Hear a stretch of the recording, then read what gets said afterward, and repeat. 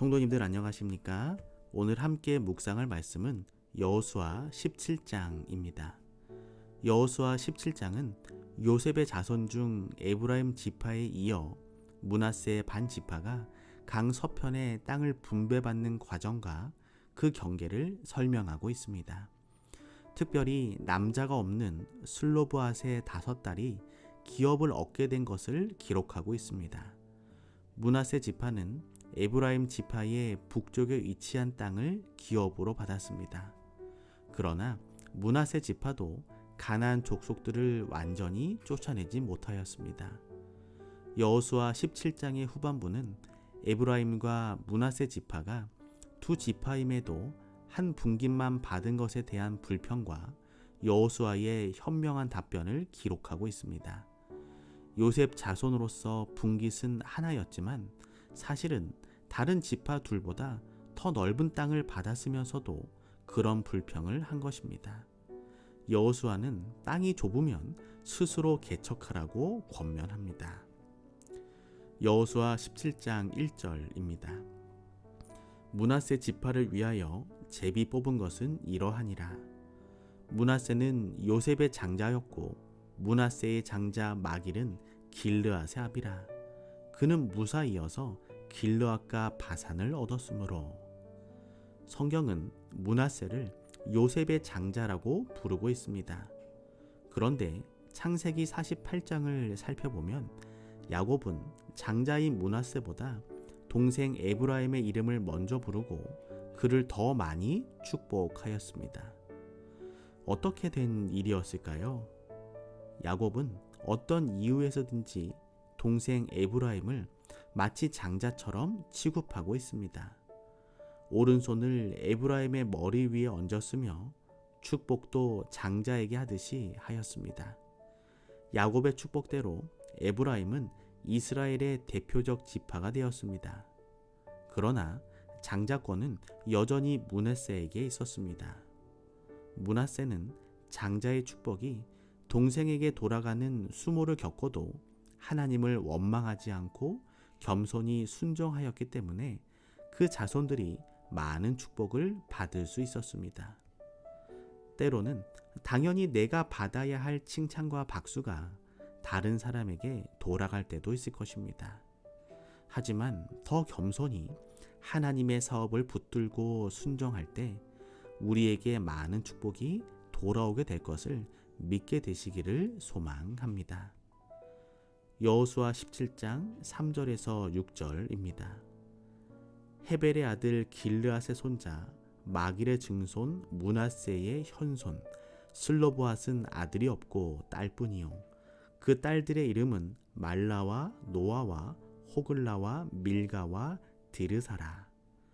그들이 제사장 엘르아살과 눈의 아들 여호수아와 방백들 앞에 나와서 말하기를 여호와께서 모세에게 명하사 우리 형제 중에서 우리에게 기업을 주라 하셨다 하매 여호와의 명령을 따라 그들에게 기업을 그 아비 형제 중에서 주므로 요단 동편 길르앗과 바산 외에 므낫세에게 10분깃이 돌아갔으니 므낫세의 여손들이 그 남 자손 중에서 기업을 얻은 까닭이었으며 길르앗 땅은 므낫세의 남은 자손에게 속하였더라. 기업을 이을 남자가 없는 슬로보앗의 딸들에 관한 문제는 한 가족의 문제일 뿐 아니라 므낫세 지파 전체의 문제이고 나아가서는 이스라엘 전체의 문제였습니다. 첫 번째 문제는 가족의 기업 문제였습니다. 아들이 없고 딸만 있을 경우에 그 가족의 기업은 완전히 없어져야 하느냐 하는 문제였습니다. 그 문제는 여호수아가 하나님께 물어 현명하게 처리를 했습니다. 여자의 인권이 무시되던 그 당시로서는 파격적인 조치였습니다. 그러자 또 하나의 문제가 대두되었습니다. 이스라엘의 각 지파와 그 가족들은 기업으로 받은 땅을 하나님께 받은 것으로 소중히 여겨 다른 지파에게 팔거나 이동시키는 것을 금했습니다.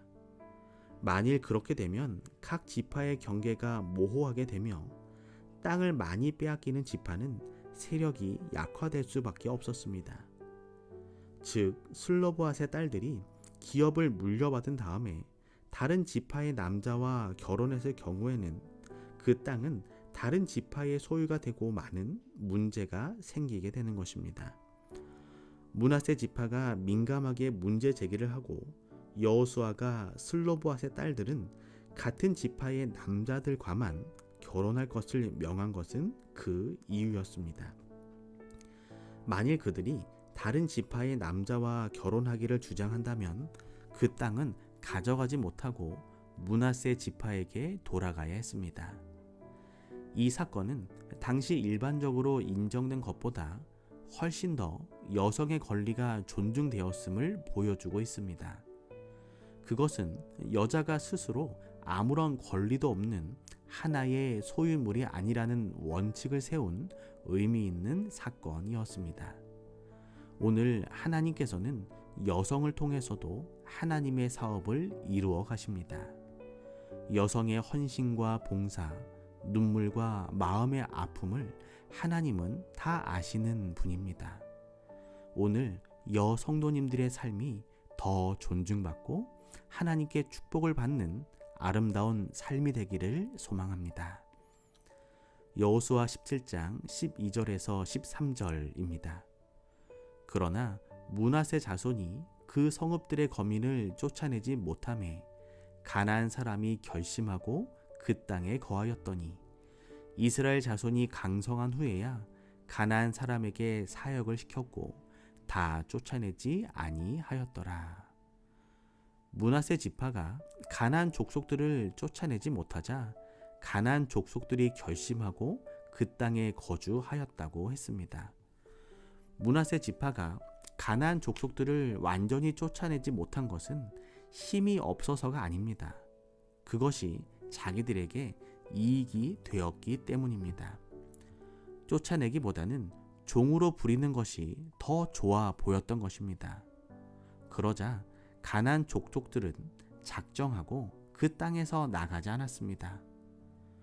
우리의 죄도 마찬가지입니다. 우리가 죄를 물리치는데 미온적이면 죄는 작정하고 우리에게 머물게 될 것입니다.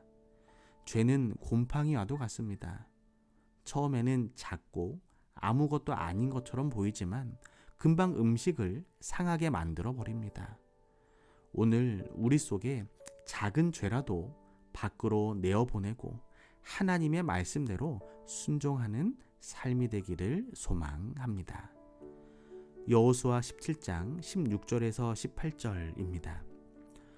요셉 자손이 가로되 그 산지는 우리에게 넉넉지도 못하고 골짜기 땅에 거하는 가나안 사람에게는 벳스안과 그 향리에 거하는 자든지 이스라엘 골짜기에 거하는 자든지 다 철병거가 있나이다.